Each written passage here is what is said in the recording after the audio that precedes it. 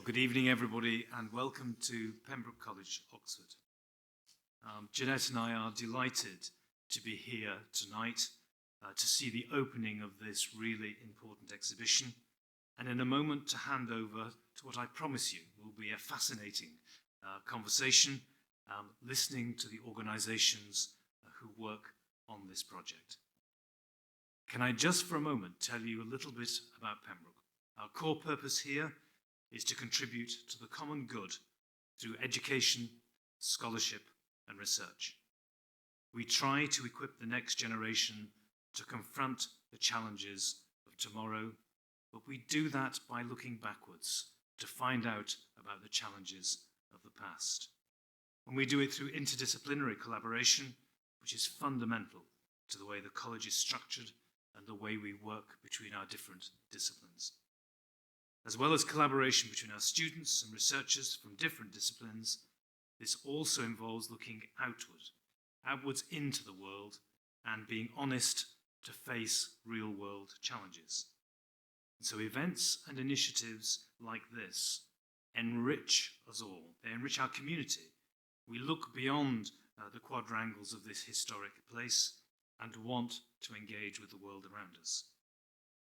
The Pembroke JCR Art Collection has played an important part in that for nearly 70 years. It was founded in 1947 when Pembroke became the first college in Oxford, indeed the first in Oxford or Cambridge, to establish a student-owned art collection. Since then, the collection has continued to grow and now contains many notable post-war British artists, including Sir Terry Frost, Dame Elizabeth Frink, Paul Nash, John Piper, and Patrick Heron, among others. Today, the art collection is run as a registered charity known as the Pembroke College JCR Art Collection Fund. It's a student-led committee responsible for managing the collection, growing it through new acquisitions, and organising multiple exhibitions every year, which support local artists as well as national and international projects like this. The Disappearance of Worlds initiative is a wonderful example of the kind of interdisciplinary collaboration that we value so highly here in Pembroke. I'm very proud and honoured to see this come together and to welcome you to Pembroke tonight for the first of a series of events over the coming weeks. Now, I'm delighted now to hand over to some of the individuals who, with our students, have brought this to life, alongside enormously valuable work in their own fields of scholarship. Ladies and gentlemen, welcome to Pembroke. Good evening all. My name is Vanessa Gouws and I'm the Operations Bursar and a Fellow at Pembroke College. It's such a privilege to be here with you this evening to launch an exhibition that means a lot to me personally. I've had the pleasure of seeing some remarkable individuals and organisations come together over the last year and a half, and I'm so pleased to be sharing the fruits of that with you tonight. As the Master has explained, interdisciplinary collaboration is a core part of what we do in college. It underlies the ways we work, the values we encourage in our students and our staff, and the projects we support. We believe that we are strongest when we work together with others from different backgrounds and different disciplines, and we are always seeking out opportunities to enrich and complement one another's work through collaboration. Being South African, there is an African philosophy which is very close to my heart. In Zulu, we call it Ubuntu, and literally translated, it means humanity, but can be more precisely translated to I am because we are. Ubuntu is all about the interconnectedness of individuals within their societal and physical worlds. It's about bringing people together, a bond which connects humanity, and it is about acting in ways that benefit the community. For me, Ubuntu captures both the collaborative culture that we foster here at Pembroke and the essence of the project we'll hear about tonight. The Disappearance of Worlds project all began with a conversation I had with Miguel, who sits in the audience with us, who is coordinator of the Global Security Program, which is a research centre based here at Pembroke.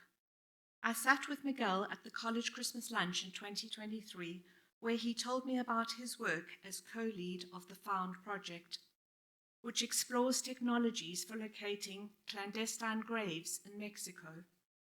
Miguel could see how interested I was and invited me to an event at the Blavatnik School of Government, where the mothers of the disappeared children would share their stories of their collective work driven by hope, alongside an exhibition by fellow Mexican artist Chantal Meza, who captures disappearance through art.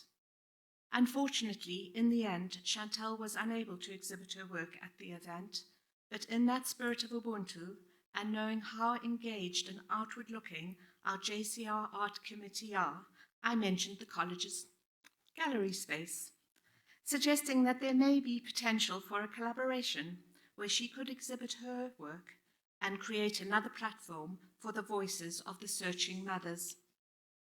I introduced her to Benoit Mess, Senior Trustee and former Chair of the JCR Art Fund, and after a lunch with him, Miguel, Chantal, Professor Brad Evans, who is the Director of the Centre for the Study of Violence at the University of Bath, and a visit to our gallery, ideas were crystallized and the project began to take shape. Since then, a number of national and international organizations have been brought in, and over the next 3 weeks, representatives from those groups will join us to share their perspectives and experience of disappearance in different contexts. I cannot emphasize enough what a privilege it is for us to host the mothers, some of whom have joined us this evening, and to showcase the work of other groups and individuals, and particularly, of course, that of our wonderful artist, Chantal Meza. Before I hand over to some of those individuals, I'd like to mention our Junior Common Room Art Committee, made up entirely by full-time Pembroke students who have worked incredibly hard to deliver this exhibition and program of events. Please join me in thanking Benoit Mess, Amy Wilkinson, Leela Kanth, Cecilia Lombardi, and the wider JCR Art Committee. I now have the pleasure of introducing Caroline Douilliez, who heads up Missing Persons Centre for the International Committee of the Red Cross.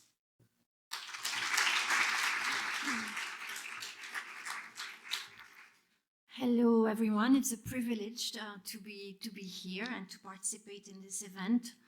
The International Committee of the Red Cross is an organization, a humanitarian organization that works on the issue of missing persons for more than 150 years.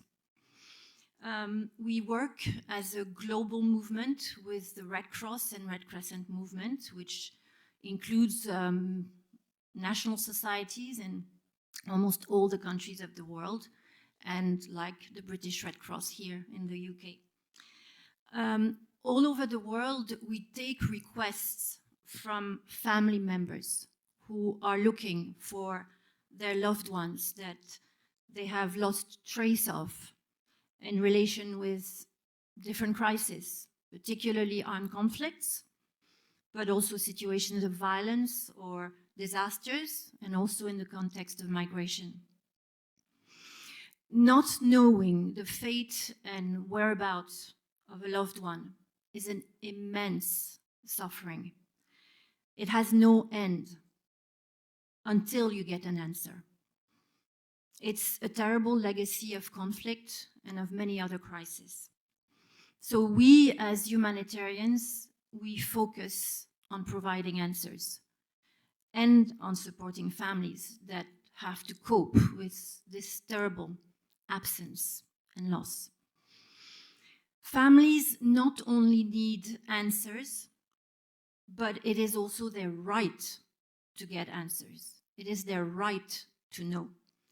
And this right needs to be respected by those in power, the authorities. It's a right that is recognized by international law. So raising awareness, promoting the law, advocating for its respect is obviously a big part of our work as well. There are many ways to advocate, to influence, to change behavior, And art is one way, and it's a powerful way. It appeals to the core of our humanity through our emotions. And I think in today's world, we need all our combined forces, our combined talents, our combined knowledge to stand up and to convince, especially those who want to disregard the laws, the rights, and our shared humanity.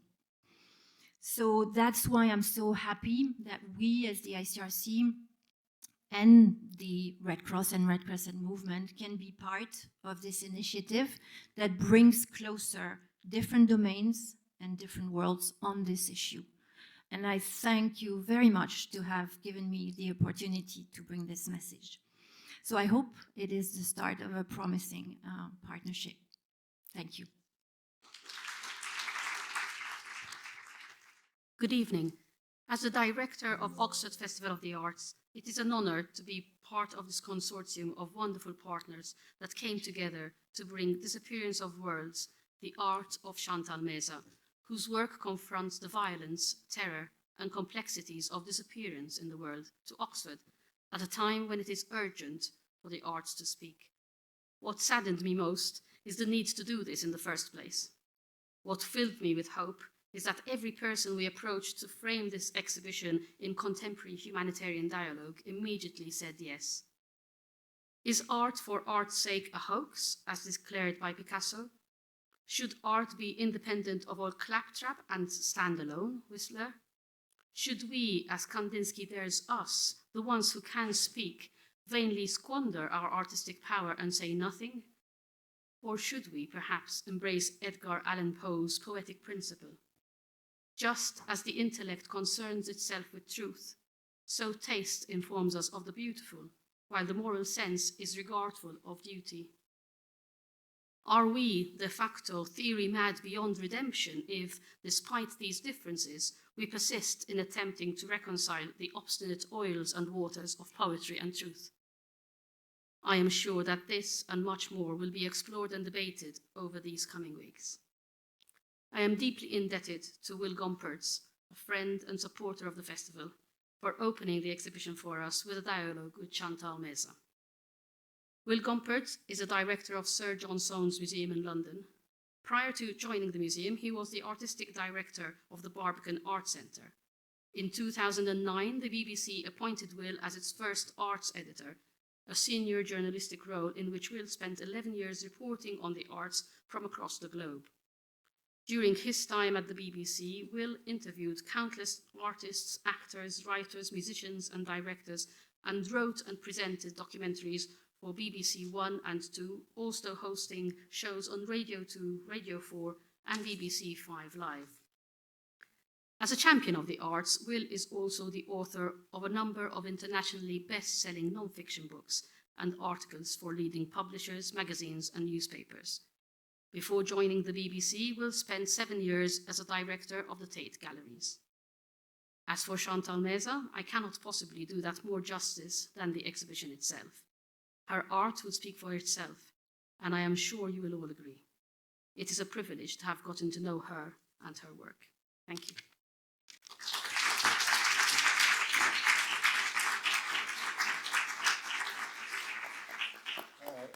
Michelle, thanks very much for that introduction. It just makes me feel really old.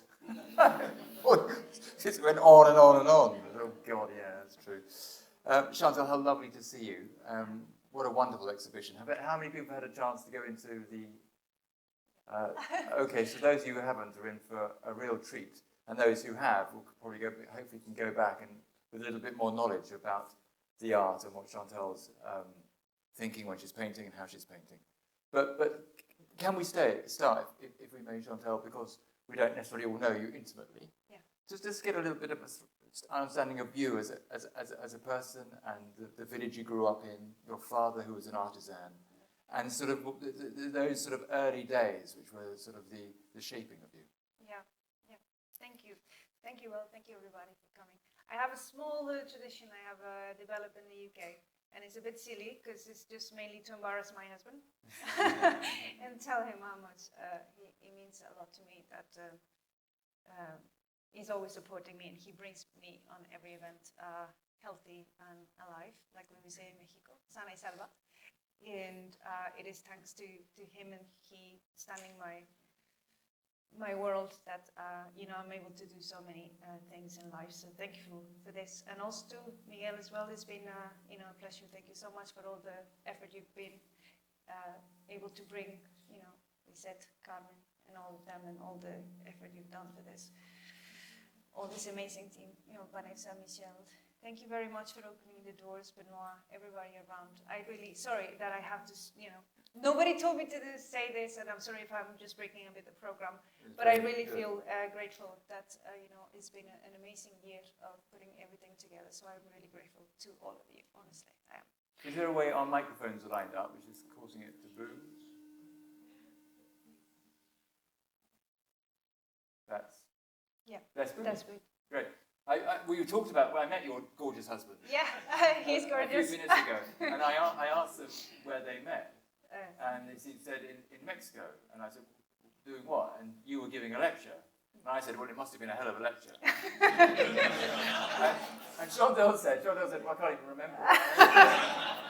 So it's just because you're so gorgeous, obviously. So here you are, and we absolutely appreciate the gratitude, and to Miguel, of course, as well, very important.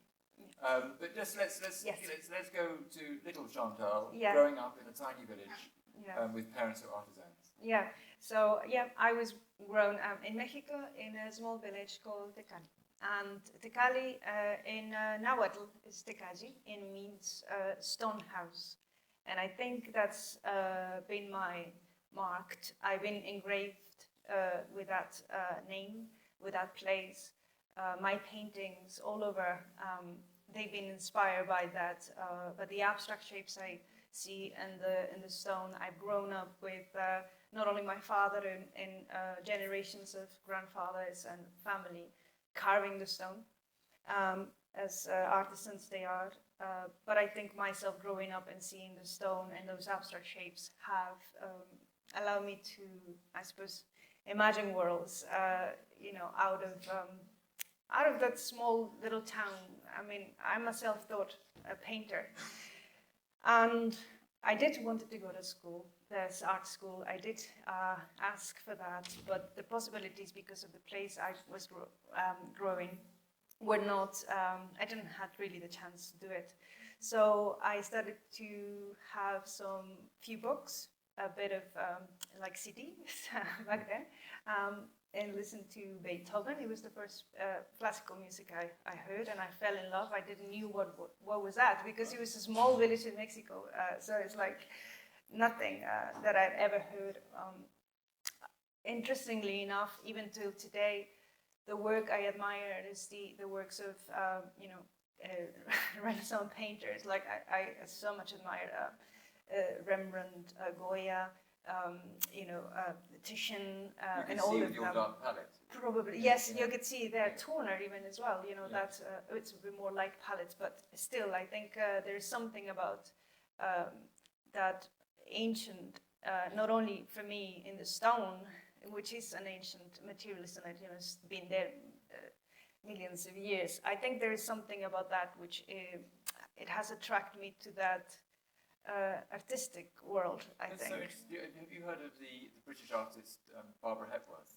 Yes. She's a sculptor, yes. and she had exactly the same experience as you. She lived in a small town in Yorkshire, and her dad would drive her to school, and it was the shapes of the hills, those abstract shapes, and of the stone. Yeah.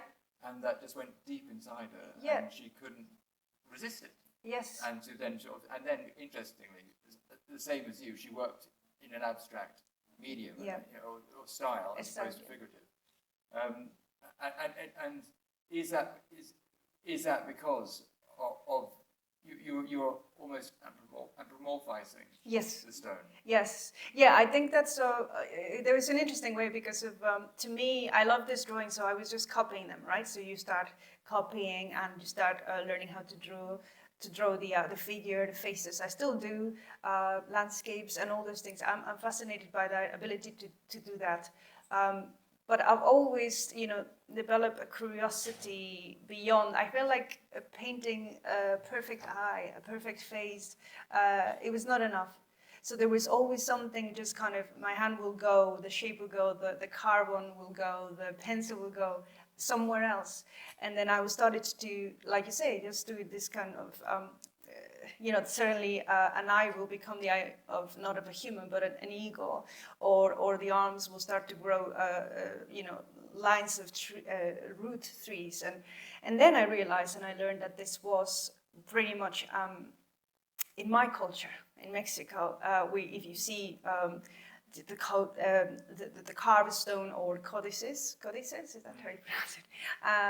You see these shapes are actually in there. They seem abstract. They seem like the human is just blending and transforming itself into, it's not just a human. So I've always been, I suppose, not only shaped by my own culture, my country, but also by the stone.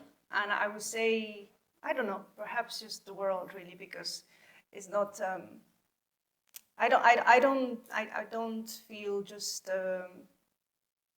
in a cage. I feel open to the world, and that's why I suppose it's my work. Perhaps, like you say, you can see certain palettes of a European palette, right? I saw lots of Turner and a lot Yes. of Martin. Yeah. So I think it's I'm open to that language. It's definitely Rembrandt. Well, I mean, like, yes.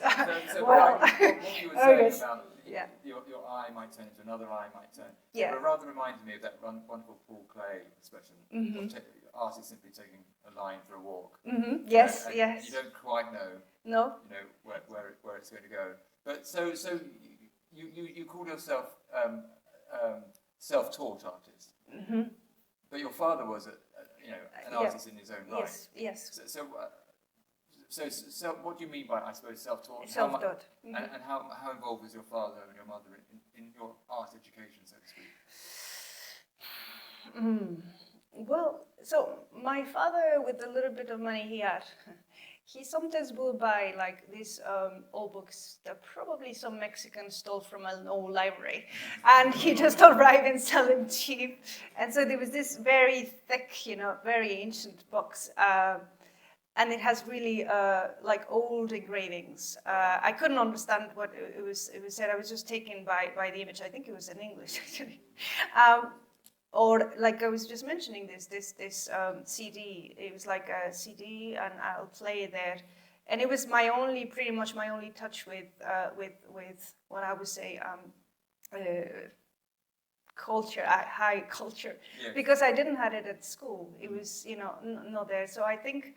Seeing my father, I think my paintings, I started them with mainly with the hands. I still use the hands and rags and everything else. I use pencils, of course, but it's mainly the hands. I've always felt like all the things I could shape were in my hands. Obviously, a painter does anyway, but literally like in the tip of my fingers. So many of my works, there is one actually there, which is called Kronos.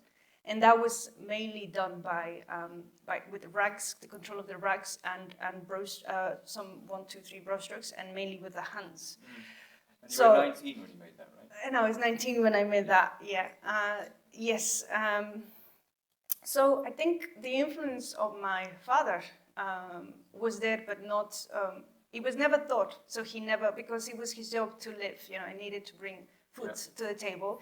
And he loves it. He still loves going to the workshop and work the stone. But I never had that learning, It was just myself. Did he and your mother support the idea that you wanted to be a painter?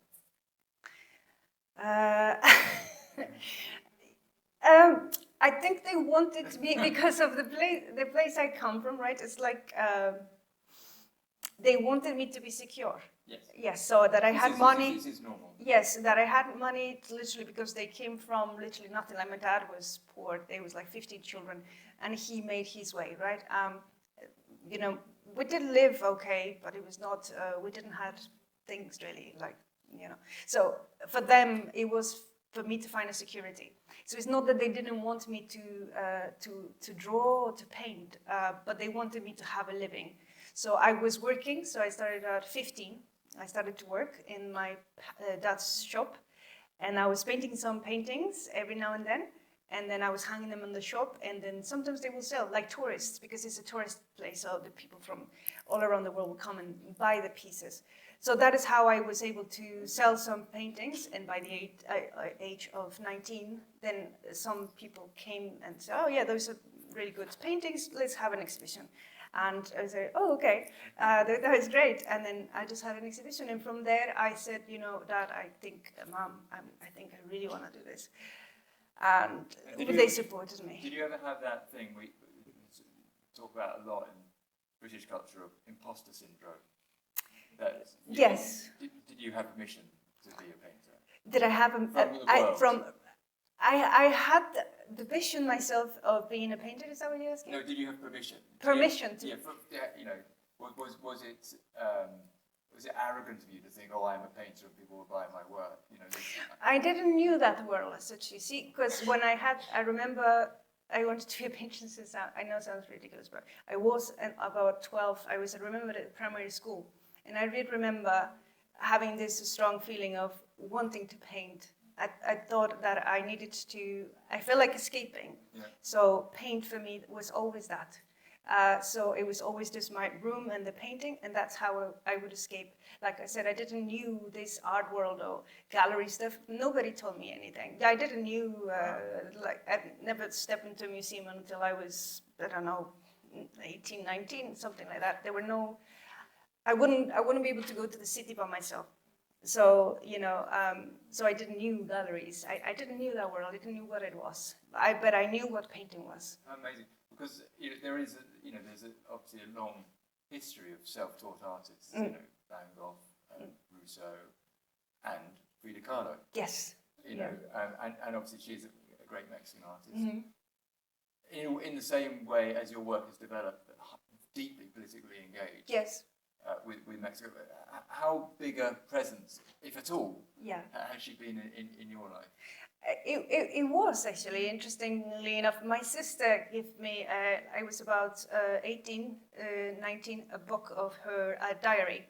So she was like publication by Raquel Tibol on her letters, and I read it. It was like actually all the letters that they had from her. So I was just reading her side of, I had a book of all her paintings, and then I had this book of intimate letters. And I think both of them quite make a picture of Frida and very intimate. So not like the folklore and all this kind of strange ideas, but actually quite intimate. I think that is when I started as well just to think for what then became a bit of a problem for me. I know I was young, but I did have problems back when I was like 24, 25. I started to have issues with this idea about the political. What am I painting? I'm painting just paintings, like I said, for the sake of painting, or what? And that is when things started to, I started to grow, and there were voices, mainly people in the country saying, this horrendous things are happening in Mexico. And so you have to look at this. You have to look at what is happening. And then for me, that was a point of, it was a disruptive moment, because I thought that what I was doing as a painter was very far away from that reality in Mexico. And I think that confrontation, it made me for about 2 or 3 years wanting not to paint. I lost a side of that world, of that power that painting for me had. It's such a difficult line to trade. So take someone like Abe Reinhardt, the abstract expressionist American painter. Yeah. He was absolutely, he had this expression, art is art, everything else is everything else. And so absolutely, art didn't connect to the wider world. And then you have other artists, so it might be, who absolutely says, and Frida Kahlo, Yeah. art absolutely has to be part of the world. It has to say something about the world. It must speak. Yeah. And you were caught between the two. I was caught between those two. I was absolutely caught, and I lost my way for a bit. And then I saw Disappearance. And then I saw mothers, pain. It was horrendous. It was Where horrendous. were you living at the time? In Mexico. Uh-huh. Yes. In So the that's. city? No. I never left the little small town. Okay. I never left them. I traveled. I will travel to Mexico City, to Zacatecas, where Miguel is from.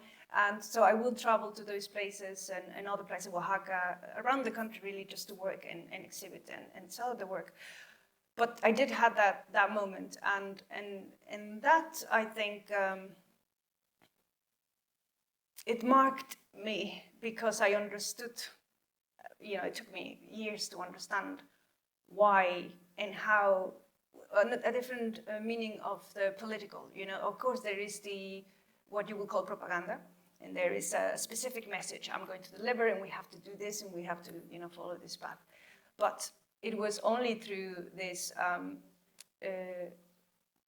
confrontation with the horrendous act of disappearing a person that I understood that I had an ability, which was to paint, and I also had a concern. And then I had to find a way of trying to put those together and make sure that I would create all my concerns could be able to do, and the concerns of people like Lisette and Carmen and many other mothers and many other families around the world, but especially in Mexico, to be able to portray that with color and shape and put the force that I was feeling from them, from that pain. And that opened to me this idea that, we create, I don't think art for art's sake. I think is you live through, and I live through painting, and because I'm living and listening to the pain, it ends up being there. If I care, and if you care enough, it just ends up there. So I suppose, there was that. And for example, this thing about, I say, just take a line for a walk. That is how I found a liberation through about all my troubles back in 2016 with one drawing. And I was working that drawing, I was working that pad, and I was thinking all these things that were happening there. I was chatting with people there, talking with organizations in Mexico, meeting people that had their loved ones disappeared.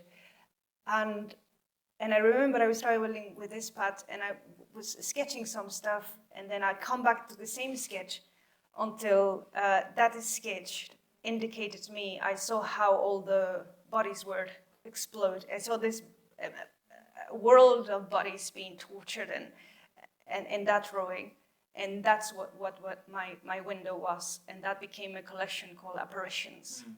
And then these apparitions that are 32 drawings then became the obscure beasts.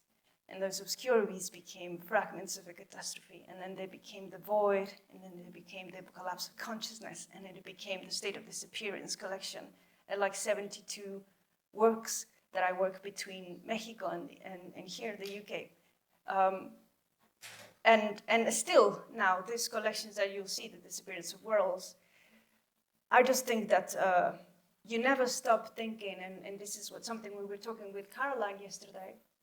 There is something about disappearance, about human disappearance, that is touching something that she was saying. I've been in wars, I've been seeing torture, I've been seeing so many things, and nothing like disappearance. There is something there. Yeah, I mean, we should just sort of touch on the numbers, which are horrifying. 100,000 people in 18 years, 4,000 graves just found along the way, 150 journalists. I mean, it's the size of a town. It's the size of packed international football Football stadium. soon, yeah. It's a colossal figure, and of course, you know, thinking of the region, you think of the 70s in Argentina, Yes. and the disappeared there, which was enormous numbers, and then even last year there was that movie, I'm Still Here, Yes. talking about the disappeared of Brazil. Yeah. So it's you know, and as the lady was saying, it's such a horrific notion, it's such a trauma, for not just for the person who has been disappeared, but for those left behind. And I suppose when I was looking at your work and thinking about your work and thinking about the subject, it's like, how do you marry or combine something which we are kind of programmed to find beautiful? Yeah. Colours, shape, form, human expression, with something so horrific and horrendous. How do you make something which, how do you combine that? Yeah, well, that was also my thing. And you know, I didn't have the answer until 2023 when I exhibit the works. 2023? When I exhibit the works in Bristol for the first time. I was trying to, there were people around the world, right? It's a gallery, so people around the world were visiting the work, and it was really touching. And so many people were saying, after they heard what this was about, after they told me very personal, horrible stories, after we were in that conversation, they still told me, how beautiful, oh, how beautiful. And I didn't dare to ask why, right? Until one time I said, right, I was just thinking, why they keep saying beauty? Why are they calling it beautiful if they're, first of all, really violent? The pieces of the State of Disappearance are quite violent, very. And we're having this intense conversation, they're crying themselves, and why would they say how beautiful? And one time, one lady, I asked, I dared to ask, I said, if you don't mind me asking, why are you saying it's beautiful? And she said, well, and I said, I interrupted myself, I said, is it that you say that because you're seeing how there is a recognition of your pain, and like there is another human who can actually understand what you are feeling, what's happening? I said, yeah, that's probably it. And so I understood a different meaning, and they gave it to me because I was wondering, I was still thinking myself writing and lecturing about beauty and stuff, and I couldn't quite understand it until that moment when I saw them, when I experienced that there is the beauty of another human understanding you, and that's sometimes what we just need, and we don't have most of the times. And then you say, well, why in a painting? Because it is so strange what a painting can do sometimes. Maybe because I was there, people were seeing already and trusting the other human. They recognize I created them, but they were already having their conversation with the painting, and it just so happens that I was there, that there is this human who created this painting. Then they must understand. So there is that connection of, okay, if there is an understanding in the human, I think that is why a painting can't be just a painting. If you just paint whatever, you just paint because, then okay, you can paint because. But if you paint because you're really concerned, you're really thinking, you're really exploring, and the material you are, and you want that material to say something, even if it's abstract. And abstract for me is very real. It exists.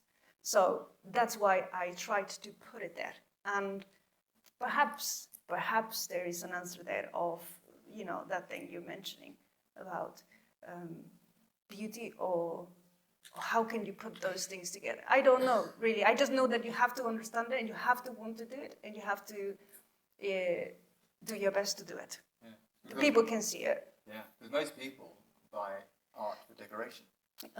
Yeah. And so that's, I suppose, the issue. But and the other thing, I suppose, you would think about is the impact, the effect. We talk about this horrendous situation. Yeah. Some people in the room who have experienced it directly. Yes. I mean, it's unimaginable. What can a painting do? Yeah. But then you see, art is incredible how it can reach. And you think about, you know, an artist like Ai Weiwei, the Chinese artist, Yes. who is able to stand up to an entire empire as a single individual. So art can really count. How do you make your paintings count? I have no idea yet. Like, that was one of the questions I also, you know, encountered, and I still do. I struggled with that because I thought a painting can't do, like, a painting is a painting. It's not going to bring back really as much as I would like. As if I had to paint a painting every day to bring back one, you know, the one person who disappeared. Like, okay, I'll paint 120,000 paintings. I would, but it's not going to do that. And that was my main concern at the beginning. It's not. I have to go myself and bring justice or bring that person back. I have to go to the streets and so on. I understood like we say in Mexico, la mala, in a bad way, but in a really bad way, that was not my path. But I could take another path and still tried to make things perhaps, you know, people aware of certain things. Maybe perhaps I could do something as, like I was just trying to say earlier, as painful, as strong, through my own medium, my own path, and help somehow. Connect people to these stories in a powerful way, perhaps education. And here we teaching. Are in Oxford University, in front of lots of people talking about it. So Yes. that's how it works, right? I'm just getting a nod that we must now Finish. open up. I could just natter to you all. Yeah. It's really fun. I hope that was that was enjoyable for people. But I think over to the boss. Yes.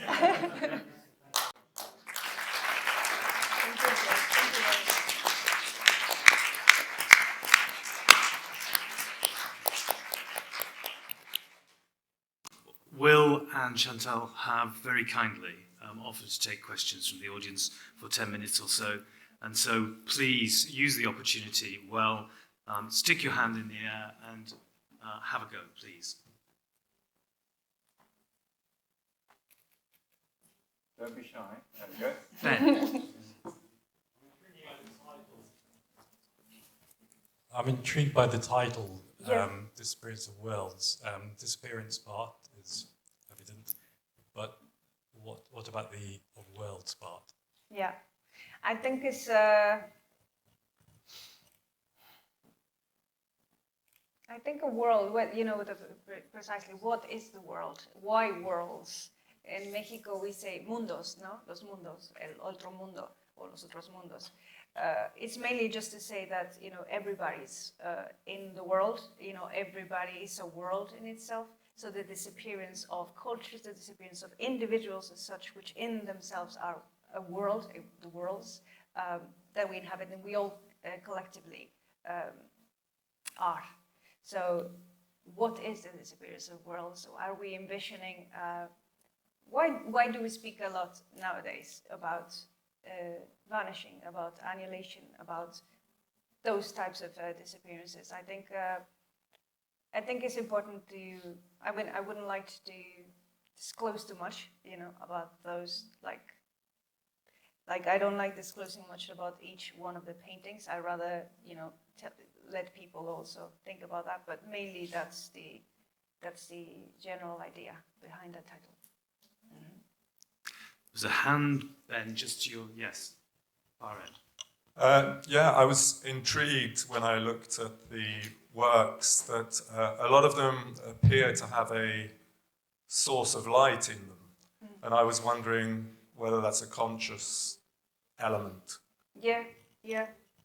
Yes, it is. I mean, we, you know, painter, you see light and shade, you know, light shadows, and there's always, in my work, I think there is always, even if it's a tiny dot of light, there has to be light. There has to be a way out. There has to be, you know, a place where you look for, even within all that darkness. So yes, it is intentional. Yes. Yes. Hi there, thank you. My name is Jessica. I'm the postdoctoral fellow in Mexican history here at Oxford, and I'm also from Mexico, and I'm sad that I had not come across your work before, but I was wondering how has your art been received in Mexico, especially among the families of the disappeared and state actors and perhaps non-state actors who have also been involved in disappearances? So when I was doing, like I was saying to Will, I was exhibiting, I was selling work, I was having things with some galleries there and museums, and then I started to think about these things and the political, and then in a place like Mexico is not easy. So I started to have a bit of a silence from various communities, even artist communities. So I think that was just a lesson, really. But then I was also moving to the UK. And then, so I suppose there was that shift. And then here in the UK, I have found more, a Mexican community as well, Latins and people from around the world. And I have been able to talk about this here. They have, kindly opened their doors, their ears, their eyes to listen to what I have to show and say. And they have taught me a lot. Strangely, with this State of Disappearance collection, because I grew up, it grew in the UK as well. I learned and I started to teach as well, thanks to Brad. Thanks, or because, I don't know whether to thank you, but I started to teach and write. And so I learned a lesson last year. I was with a group of students that were in Bath, and I had to speak about it in Spanish to a group of people. And I found it hard because I didn't know how to speak about it in Spanish. So I had to keep changing to English, either because of a mental block or because I never really. In Mexico, there are brave people like these people here, or many people that we have in Mexico, many journalists, many very brave people who speak up and say things. But perhaps because of my fears or my pains, even when I say it in English, I find it, in Spanish, I find it harder. I hear my voice differently. I feel my voice. I know that people who speak two languages or have to. Know about this, that there is something in your voice that you could hear yourself differently. So perhaps there is that. So I haven't been able to, but the work that I do here and I've been doing here and is very, it's been very important as well. Just to press that point, did it become unsafe for you to be in Mexico? And the other side of that, would it be unsafe for you to go back now? No, I mean, I do go back home. Okay. Yes, it's home. It's my family is there, my culture is there. I do go back there. I think it's more about being, I think it's unsafe for the people who are actually doing it, like them, like they're like people who actually, they're on the line. If you decide to be on the line, of course, it's always, it's not a safe place. But I'm more comfortable here. Yes, I am comfortable here. Yeah. There's a question Any other questions? Yes. Two down at the front. Hola, yo quería preguntar, en su obra, ¿qué representa la desaparición o el dolor? O sea, yo sé que la vamos a conocer, pero quisiera de sus propias palabras que nos explicara un poquito. Sí. Te contesto en español o en inglés. En inglés, ¿sí? Okay. What was the question? So the question is that what do I represent on my work? Is it disappearance or the pain? They say that they're going to see the work, but she wants to know because she hasn't seen it. I think I try to represent, relive everything that what I have heard from you, from your family, from families, from people, what disappearance is. I have lived in my family, we all live certain violences in Mexico, don't we? So I think nothing like Disappearance, for me at least, but I do try hard to listen to you, read the testimonies, read books that have been written, journalists, listen to the news, be constantly there. It's part of my life as well. I have to go back there. I'm always there, so I think I tried to present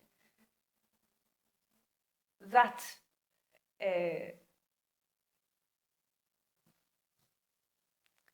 I think is all. I think is all. It's not just one or the pain or disappearance. I think the pain and disappearance is the same.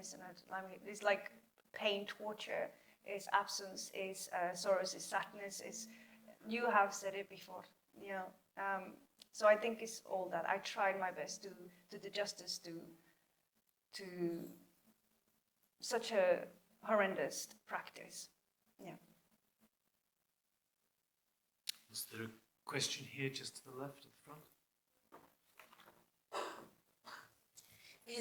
Bueno, yo escuchando, me gustaría más como agradecerte, ya que pues en todo lo que es el tema de desapariciones, que se esté hablando en estos foros, no sé, me hace emocionar, porque pues es lo que estamos buscando, que gente importante, o aquí por ejemplo en Oxford, que se esté hablando de esto, y pues te estoy escuchando como que muy emotiva, y también como que me siento emotiva, y y siento que a lo mejor la empatía la entiendes, pues como que nos estás entendiendo el dolor de las familias, y te quiero agradecer eso y la visibilización. Muchas gracias.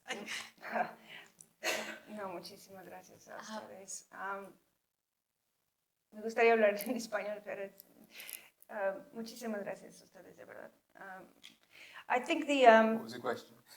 No, it's like no, it's not a question. She was just thanking me.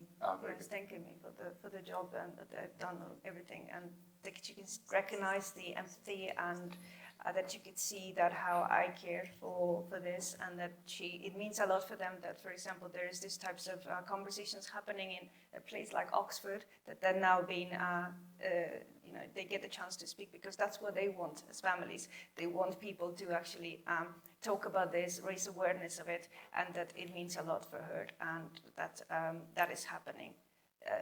Yes, I think I did translate quite right what she said. No, yeah. Thanks to you, I think it's very important, and like I said, for me it's been. I still think I'm learning. And I think this is something that we as Mexicans have been able to address in various ways. We're supporting each other. The thing that, you know, I wouldn't be here if it wasn't for Miguel. And I know that Miguel also means a lot to you, and like many other people in Mexico. So I think we have to as well find places and people like Pembroke College. There's so many good people around that want to know and help and listen, and to be also educated and learn about this issue. So I think it's important that we just keep finding ways of sharing, you know, things that that worry us, and I appreciate that you're coming here all the way from lovely sunny Mexico. So thank you, and I hope you do enjoy as well the paintings, and I would like to have a chat with you later. Yeah. Thank you, everybody. The exhibition is now open. I promise you, it is both powerful and beautiful. Please take the opportunity to go and watch a language unfold in front of you, and you will glean so much about what you've heard in conversation tonight from the representations around the walls. Can I thank Will and Chantal for having the discussion with us, for helping us to understand this really important topic, but also the way in which it's been represented in the most glorious art. Ladies and gentlemen, thank you so much for your discussion tonight. There are refreshments outside. Please join us.